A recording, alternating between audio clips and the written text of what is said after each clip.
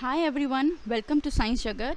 So today in this video we are going to talk about Genetic Engineering Approval Committee. So what is this? It is a biosafety committee which comes under regulatory framework. If you are concerned that what is biosafety and a regulatory framework, then you can search the related videos in our channel. So let's see what is GEAC. GEAC committee is a legal body that constituted under the rule 1989 for the manufacture, use, export, import and storage of hazardous microorganisms, genetically engineered organisms or cells, and it is notified under the Environmental Protection Act. So it functions under the Ministry of Environment and Climate Change as written here. This body or this committee is also responsible for appraisal of proposals relating to release of genetically engineered organisms and products into the environment, including experimental field trials.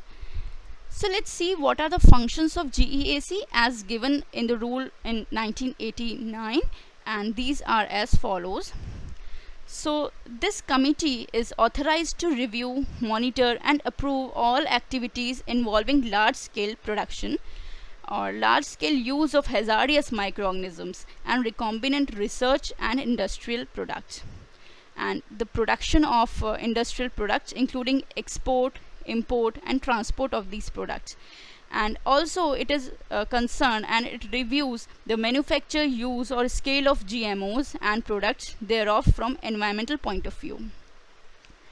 Now it is also authorized to review, monitor and approve proposals relating to release of genetically engineered organisms and products into the environment, including experimenting field trials or clinical trials with specific conditions of contamination, and it also review and approves the products which comes under the category risk level 3, right? So it is working on that also. Now let's see what is the composition of the GEAC. What does it means by composition? Means the members of the committee. Who can be the member of the committee GEAC, and according to the rule 1989. So it consists of actually the chairman. The first person, chairman, is from a special secretary or can be an additional secretary from MOEF and CC, who is co-chaired by an expert member of DBT. Now other members can be a representative of concerned agencies and departments, namely Ministry of Industrial Development DBT and the Department of Atomic Energy. The expert members also include Director General of Indian Council of Agriculture Research, Director General of CSIR, Director General of Health Services, Plant Protection Advisor, Director of Directorate of Plant Protection, Quarantine and Storage, Chairman, Central Pollution Board, and 3 outside experts in individual capacity. The committee can also co-opt other members, experts as necessary. So let's see there. I have mentioned a list here. Actually the list is quite big. These are the products which are already approved by GEAC for commercialization. Okay, so there are so many products which are approved by for commercialization. I have mentioned some examples here. You can see this is human insulin, which is used for diabetes.